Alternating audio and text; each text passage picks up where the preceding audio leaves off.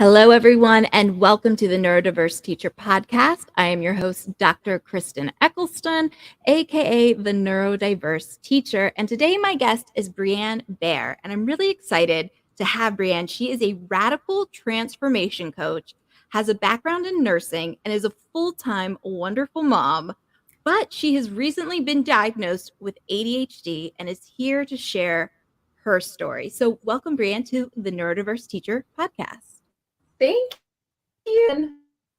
I'm so excited to have you here. So I'm going to jump in because I feel like you and I have similar stories in the sense that I was 30 when I finally got diagnosed with ADHD, and I'm almost 38. I hate saying that. So it's been 8 years. So it's been a while for me at this point, and it made a very night and day difference for me. So I would love to know about your journey, like how you came to determine that you had ADHD, and what did that look like? Like, how did you eventually go out and get this diagnosis? What made you think, there might be something here? Well, it's very, very recent, actually. So I'm 34, and I was diagnosed, I think, on December 22nd. So it's been like a month and a week. So it's very new. However, and I think this is probably the case with a lot of us, we self-diagnose first, and we kind of, I mean, we go in for a reason. We suspect there's something going on, right? So my thing was I just had like a hard life. I was one of those people who, growing up, like I did really well in school. Actually, I was valedictorian, got straight A's, and people used to get like really upset with me. It's funny, like jealous almost, because I could read a book 10 minutes before the test was to be taken and know what was on the test, memorize it, get an A, and walk out the door. And then in a week, I forgot all of it. So I always tell people I'm very smart, but I also am a really good test taker. And I think it was like a defense mechanism, almost like memorizing how testing worked and all of that. So I was, very high IQ and did great. Like I said, I got straight A's. And then I got to like my senior year and I started to have an issue with binge drinking. I consumed copious amounts of alcohol very often. I actually would even go into school sometimes, like for our senior events and all of that. I had drank in the morning with some friends. And as I was researching ADHD, all these things kept coming up. Like oftentimes we have a history of drug and alcohol abuse. Oftentimes we also are teen parents. And that's another one.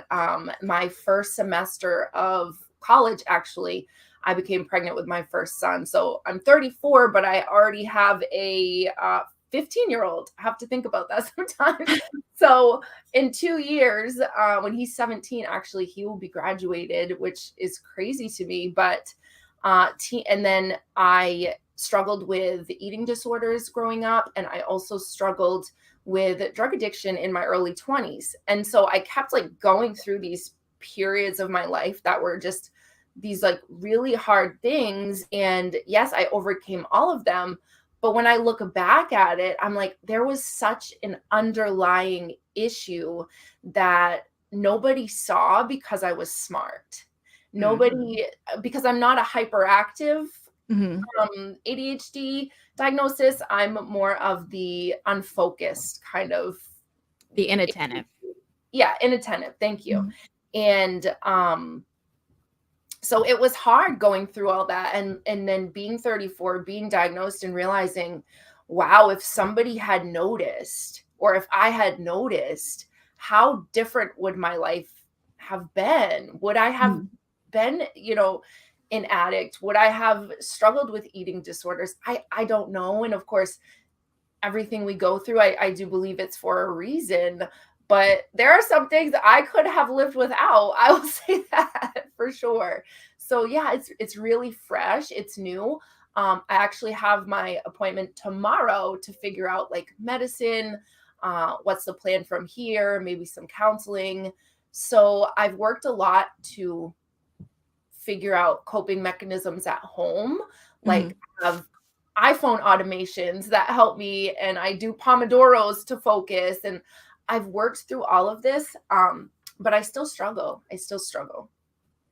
And thank you for sharing all of that, and bringing up the fact of the struggle too, because there's a lot of different responses that I have found when people first get diagnosed with ADHD. Some people feel like, okay, there's a validation here. I wasn't crazy, or I wasn't losing my mind. Yeah, I definitely had things that I was struggling with, and it makes sense now why I was. Then you have people who get angry, and it was like, why didn't anyone realize that this is really, offset my life in X, Y, and Z? Or some people are still having hard terms just coming to terms with it. Has there been any of these emotions or feelings now that you're finally starting to go, okay, this is my diagnosis? And you mentioned, you kind of touched on that briefly, but if you don't mind, like, taking a deep dive, especially since it's only been a month, like, what has your roller coaster looked like over this last month since you have found out that, yes, I have ADHD?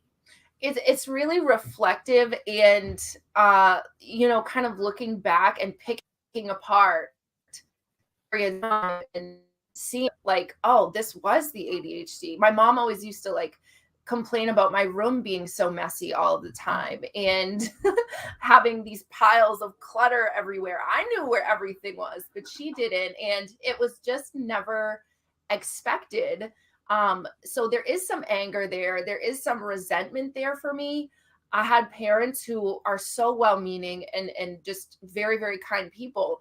But I actually have a sister who was adopted, and she has ADHD, which is very much like the hyperactive kind that you can very visibly notice spending just a few moments with her. And I think their attention was on her a lot of the time. And because I did so well in school, I didn't really show any issues until I was like basically out of school. And so I was a good kid. I was the girl that every parent would ask for. I just struggled more internally. I'm that kind that like, I'm going to push my stuff down, and I'm going to internalize everything. And then one day I'm going to just snap. And I did. Yeah. And I think that's where, the addictions came from, and the eating disorders. It was like, I wanted to not project that outward, and instead I just hurt myself. The eating disorder, I think, was a control thing. Like, I've reflected so much on this concept, and I think I felt so out of control because of the symptoms of ADHD that and certain periods of my life at home felt very out of control. And so that was the only thing I really could at the time control, was my food intake and my body. And then, once you start getting attention, you lose weight. The boys never paid you attention. And then all of a sudden, so it just kind of was a domino effect from there. But there is a lot of resentment toward doctors. There's a lot of resentment toward teachers. My senior year, I had teachers that saw the drinking and didn't do anything. Instead, they lashed out. I remember standing up for my speech and rehearsing my speech, and I kept like sniffling like that. And it's like allergy season, May, June-ish in Maine. And the teacher said to me, "Why do you keep sniffling so much?" And I think she was being accusatory of like drugs or something. And I had never done drugs. I didn't even like do any of the normal weed smoking or anything that kids do. I was appalled. And looking back, it's just like, y'all didn't see it. It went right over their heads. And the ones that did see it were so busy being resentful of how smart I was that they almost just were like, she deserves it. Or I don't know what they thought. It's not up to me to decide that. But there were some things. I was really good at school. And so a lot of stuff, I went to nursing school, got a bachelor's degree as a single mom. And That's impressive. Yeah, thanks. I had CNA experience, so that helped. And then I barely studied, and it would upset people that I could just walk into a test and be able to take ever saw the signs. I would show up late all the time. It didn't matter what time I woke up, I would get distracted getting my son ready for school, and I was always late. And I remember standing face to face with a nursing instructor, and she's like, "You don't take this seriously, do you?" And I remember being like, "You have no idea. This is my life.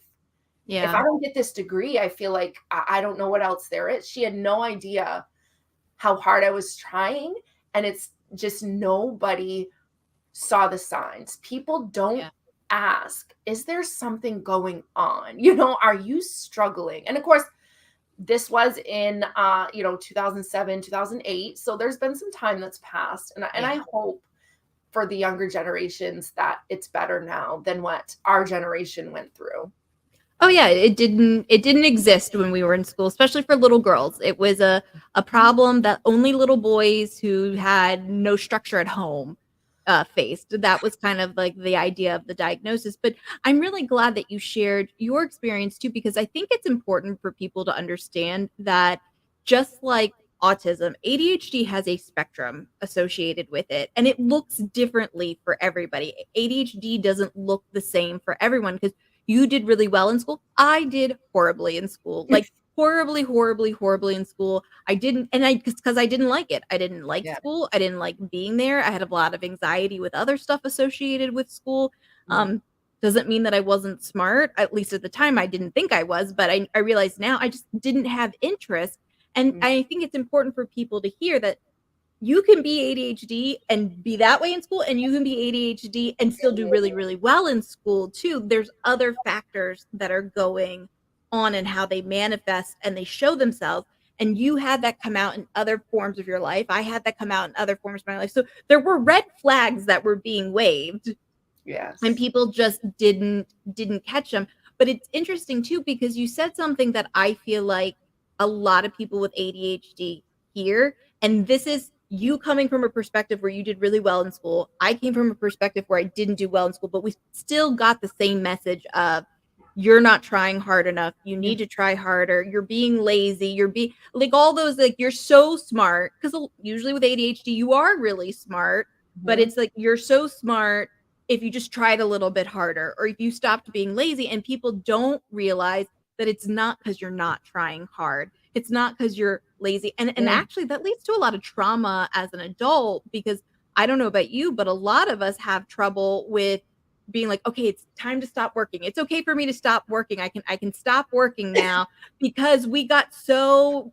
into this idea that if we're not working, we're lazy. People will Mm. perceive us as lazy. And this trauma comes out as adults. And I think that's why there's been kind of this uptick or this trend maybe from our generation, people going, wait, I think I might have ADHD or something's going on here. Because now all the trauma part is coming out into our lives because it all got stuffed down when we were Yeah. younger because we were lazy or we weren't doing what we should have been doing. Mhm. Yeah. And that is awful. So I'm sorry that you've had to deal with that too. Thank you. It really is. And, I went to school with kids that had already been diagnosed. And if you sat us together in a classroom, our cases would look completely different. But like you said, it was the boys. Nobody back then in the early 2000s looked at girls as being able to have ADHD.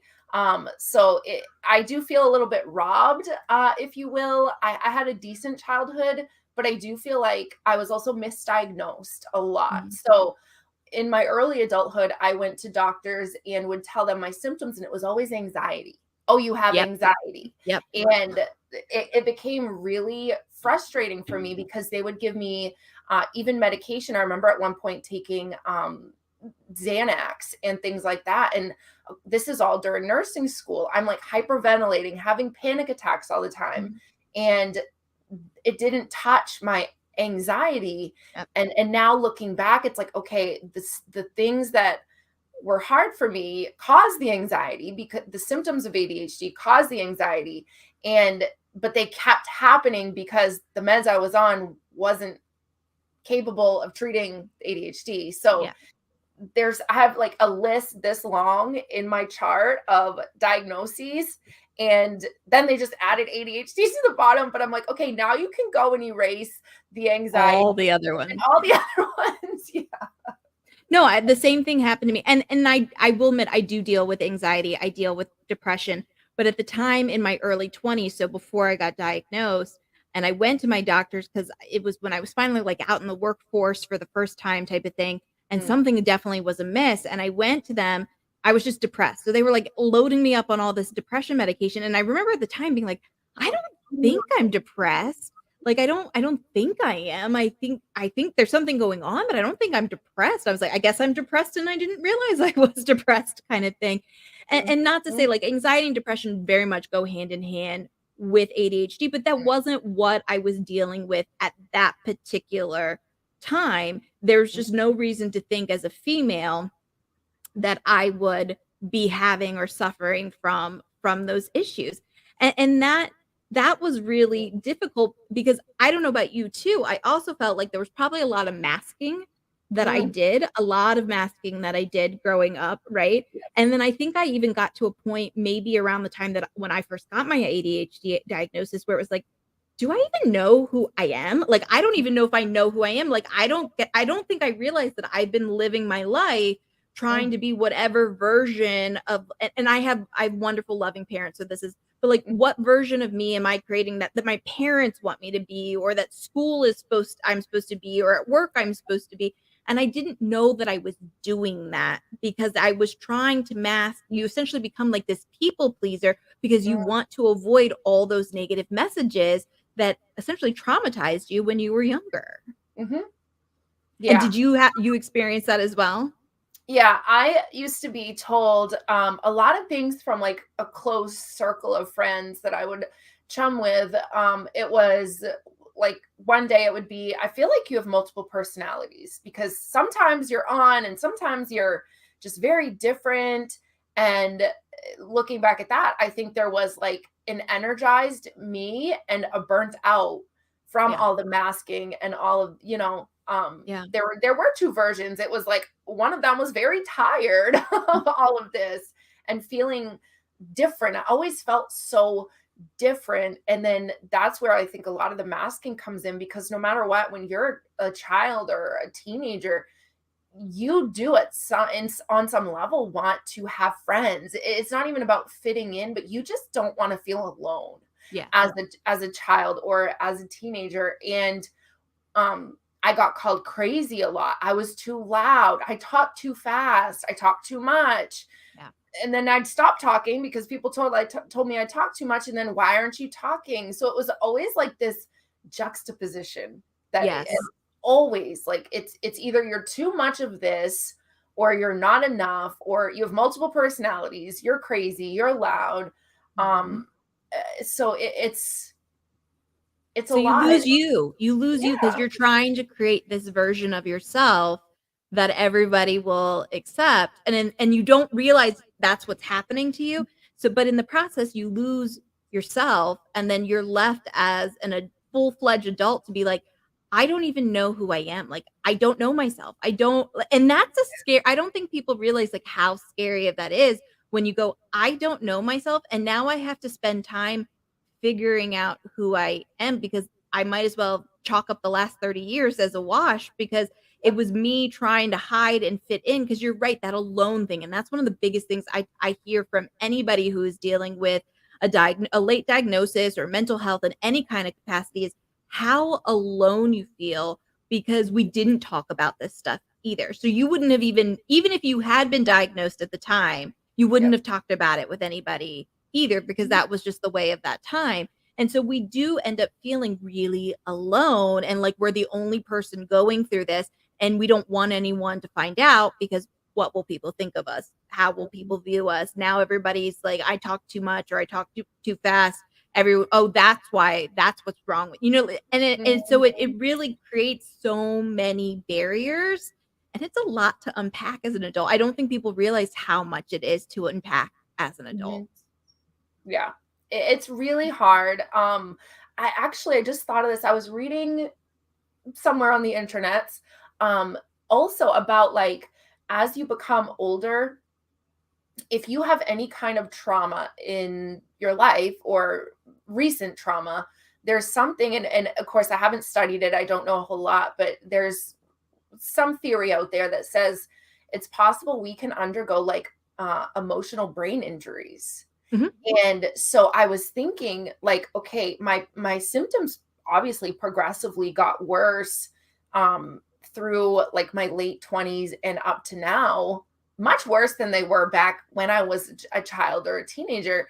And I was thinking through that, like if it's possible that some things I've gone through in my adulthood have like exacerbated the symptoms that I have. And again, like if it had been caught as a younger person, even in my early 20s, like I could have Mhm. possibly avoided a lot of things. So, but Or or you would have known to look, and you're 100% right, just so you know that, the gray matter in your brain does shift and change when you are exposed to or experience traumatic events, yeah, and I, about 3 years ago, went through a traumatic event, and I noticed coming out the other side of it that my ADHD was way worse than it had yeah, ever been before. Like, I mean, my executive functioning just went out the window after recovering from this traumatic event, and then it was a grieving process almost dealing with that, because it was like having to come to terms with this new version of myself and yeah, having to realize the limitations that I have now compared to who I used to be, because I just couldn't remember or couldn't do or couldn't keep track of all the things mm, that I used to be able to do. And that is really hard. And I think that happens to a lot of adults too, who have ADHD. If you go through any kind of traumatic experience, you definitely have the likelihood of that increasing or impacting any kind of neurodiversity that you have. In fact, there is even research that shows that some people, like, neurodiversity is thought to be a genetic trait. Usually, if you're mm, ADHD, you probably had a parent type of thing who had an ADHD, but that mm, you can become essentially neurodiverse from traumatic experiences and PTSD, because it does change the gray matter of your brain. So I yeah, definitely think if you are already neurodiverse to begin with, and then you yep. have some type of trauma, 100% you can see your symptoms shift or change in some capacity. Wow, that explains a lot. Yeah. It really does, and it's nice. I'm kind of scientific, very much like research kind of personality. I want to know Mhm. why. You know what? I always want to know why am I like this. That's just something I've asked myself. Why am I the one with? I have to take notes for anything to sink into my brain now when I could just read it as a kid. Um, Mhm. the way I learn is different now. The way I retain things is different now. And it's like I am glad I caught it when I did, even though I've gone through 34 years of life.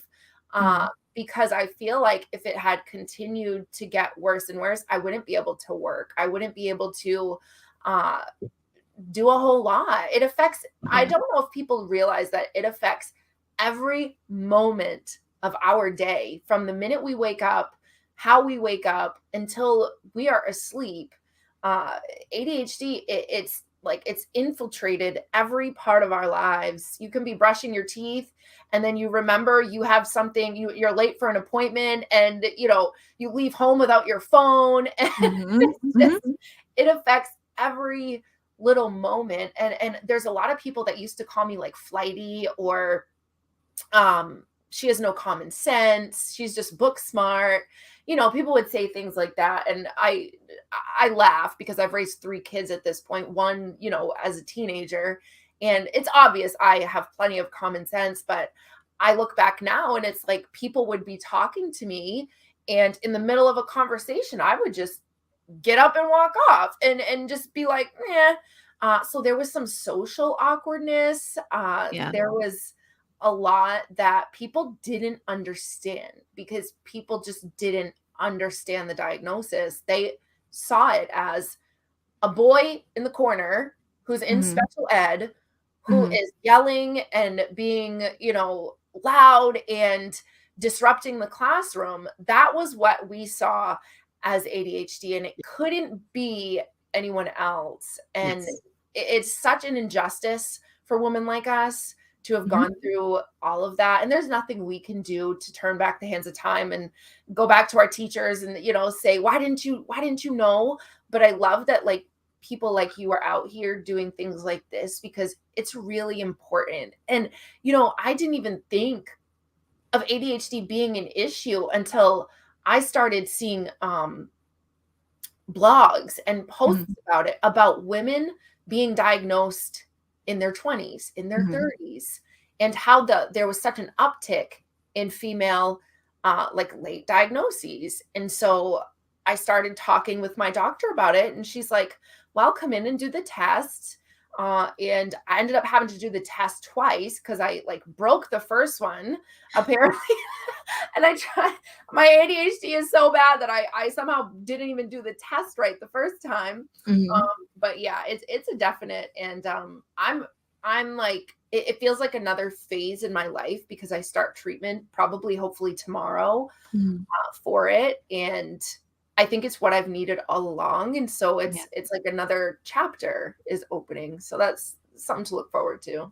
Oh, I love that for you, and you're absolutely correct. I will say I have a love-hate for my ADHD. There are so many things that I actually love being ADHD. I will say that. I love being ADHD because I actually think there are a lot of gifts that Mm-hmm. come with it. Like my ability to get creative, my ability to respond in a traumatic event, like quickly, my ability to think through things, come up with ideas. Like there's so much my ability to get stuff done in a very short period of time. Like there are so many gifts that come with it. But you're right. There's a lot of things that getting out of bed in the morning is one of the most difficult things for me to do. And then trying to turn my brain off at night is horrible.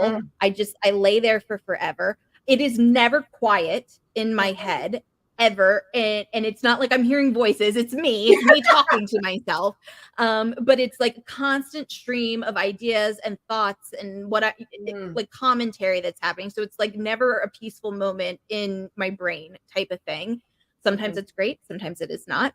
But it is this love hate for it, and it is hard, especially as females. And I think so many of us are finding out because we have these kind of like unaddressed traumas from when we were younger.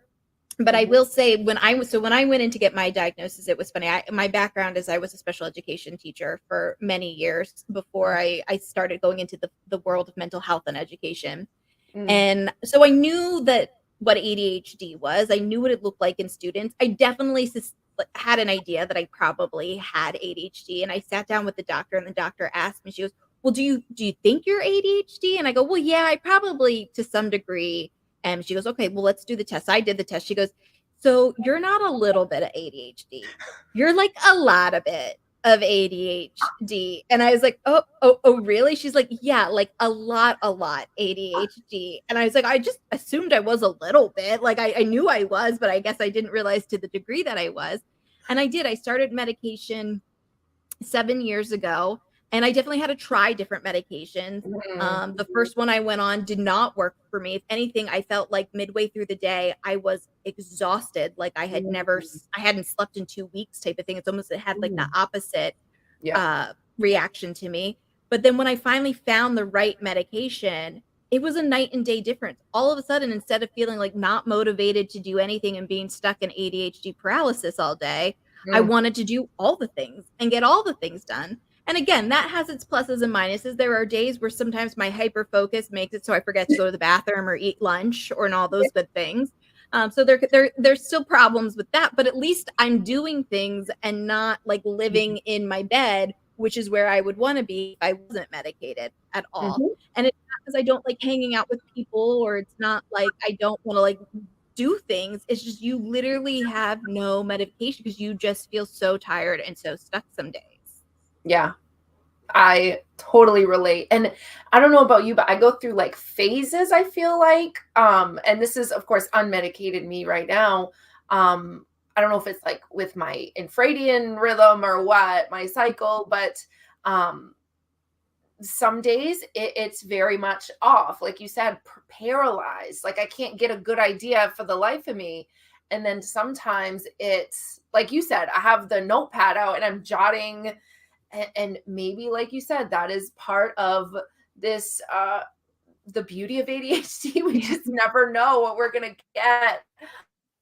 Oh, it's true. I have some evenings Forward where to it's like, medication. oh, sorry about that. I think my computer did a delay there, so I didn't mean to interrupt you. So please go Yeah. ahead. No, that's okay. You like froze and then went really fast, so there was definitely a delay. I was just saying I'm really excited to see what it's like with meds. I'm willing to go through and try a few different ones. I'm gonna go into non-stimulant at first just because of my history and see how that goes. But I have a friend who also has ADHD, and she said, yeah, exactly what you said. Just the motivation is different. You finally feel what it's like to feel normal. Yes. And that's crazy because, You going through life.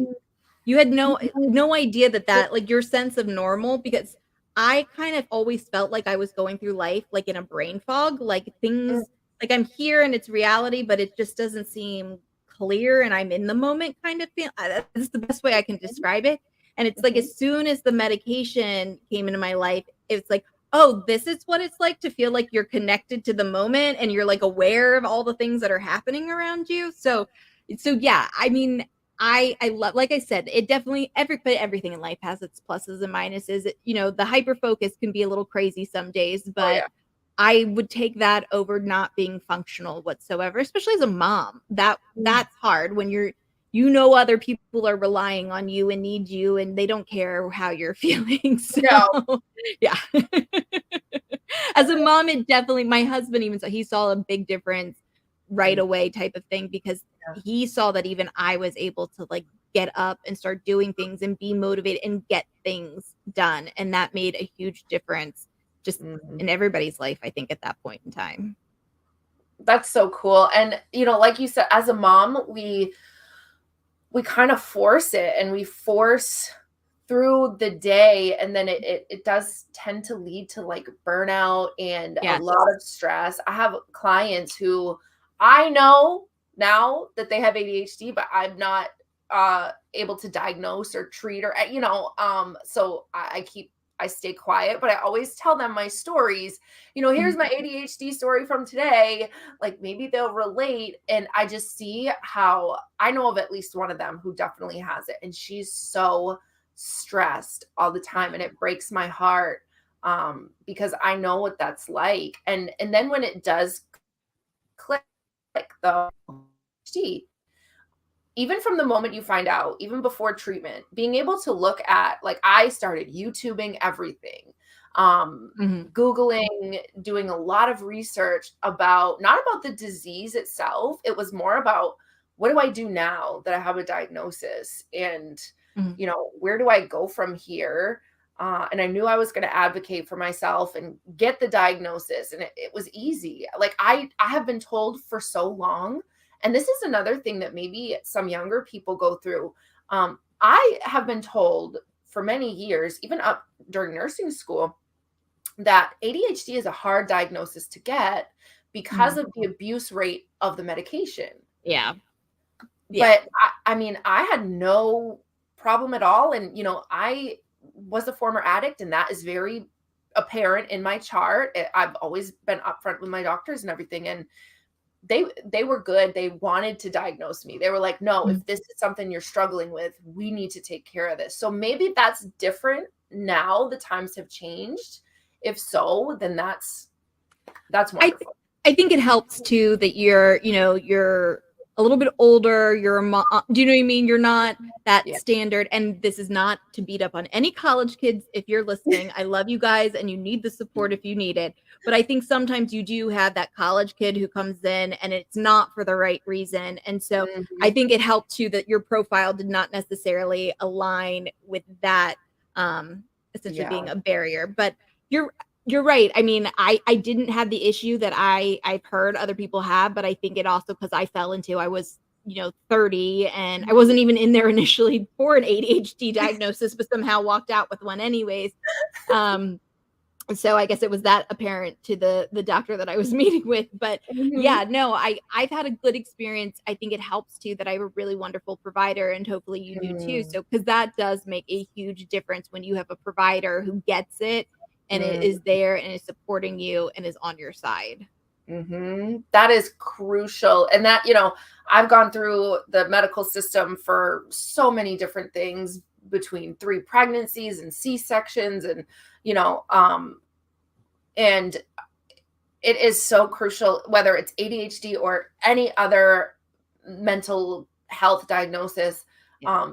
to have a good physician who, and mine's an NP, and I'm always partial to them, but Mine that do, too.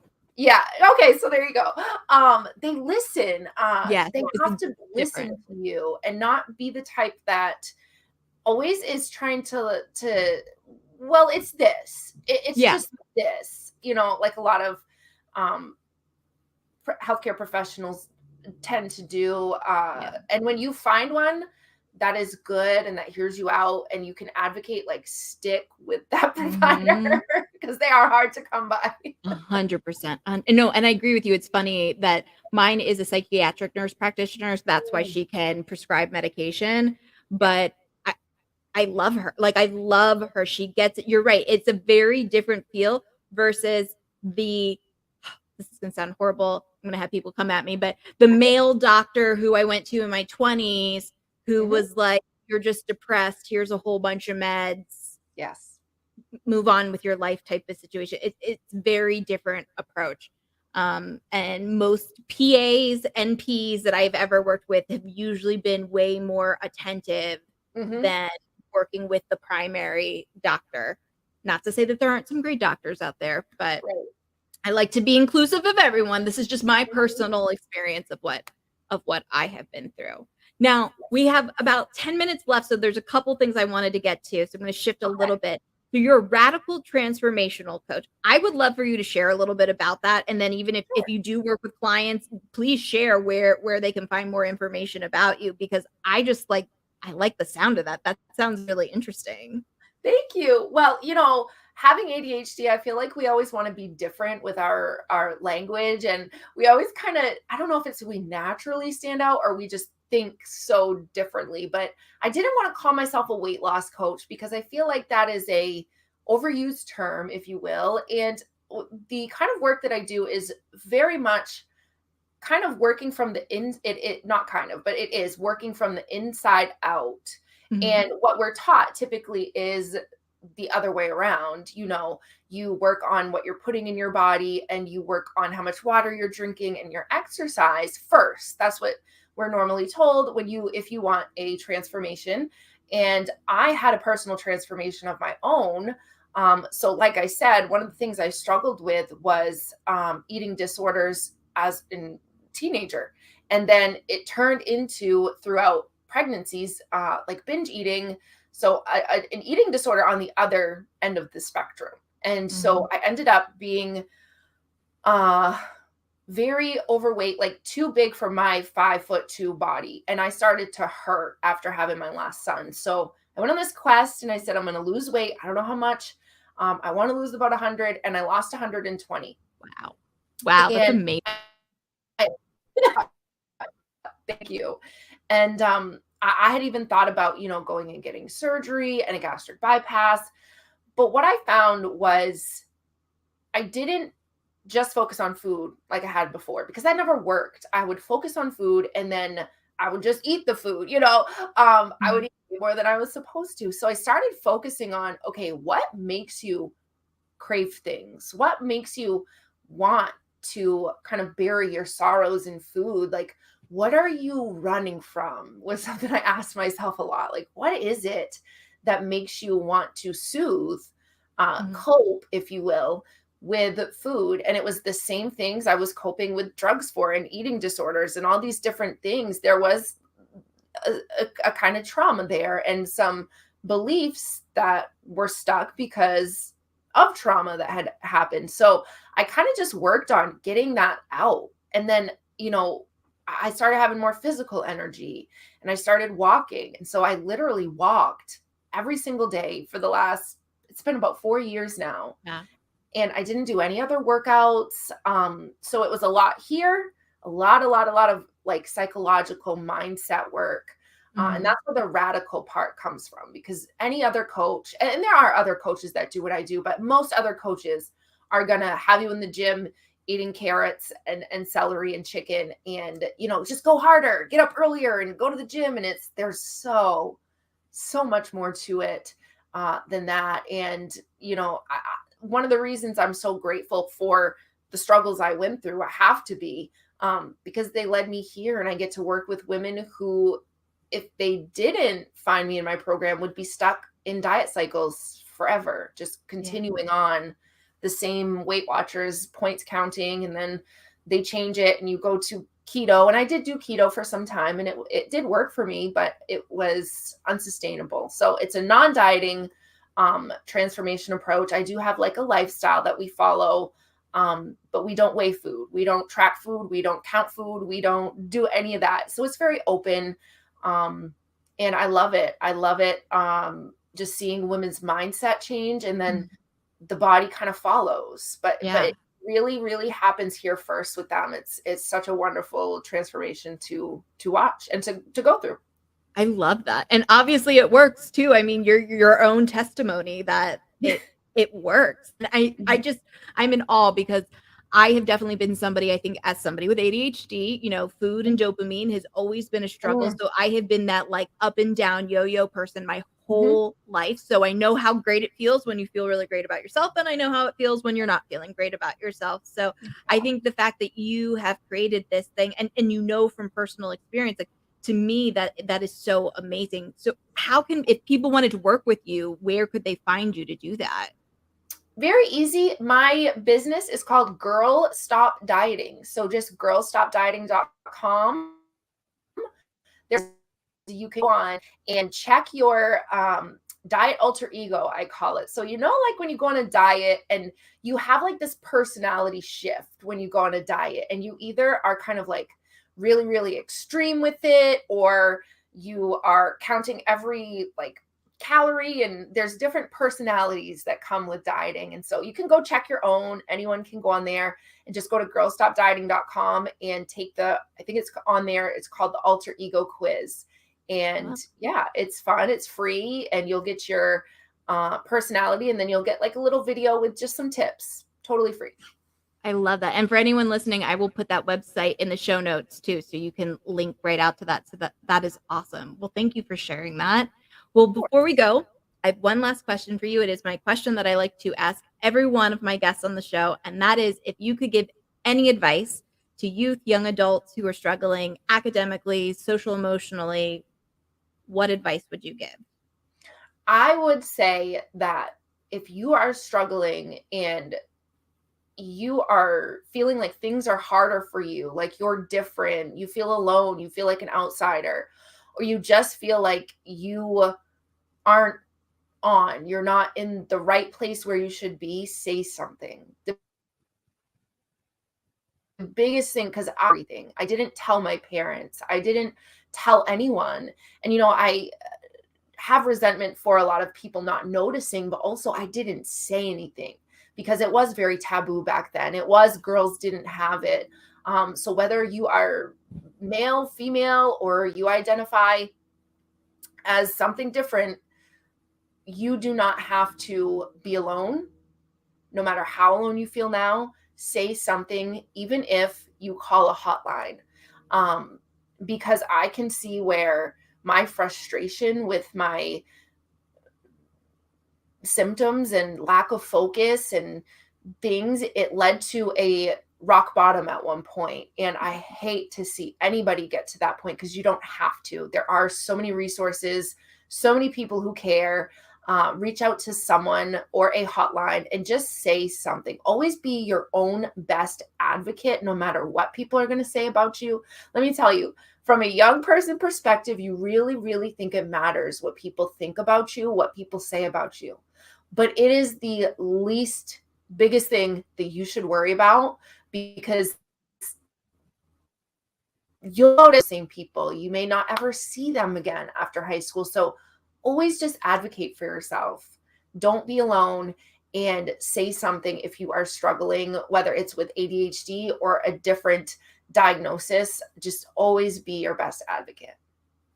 Oh, I love that. That is fantastic advice. Well, Breann, thank you so much for coming on the Neurodiverse Teacher podcast. I truly appreciate you being here today and for such a great conversation. Thank you. I enjoyed myself. Thank you so much, Kristen. Awesome. And to all my listeners, thank you so much for joining us. And I will see you next week on the Neurodiverse Teacher podcast. Bye, y'all. The Neurodiverse Teacher podcast is an Eccleston Education Consulting, LLC production.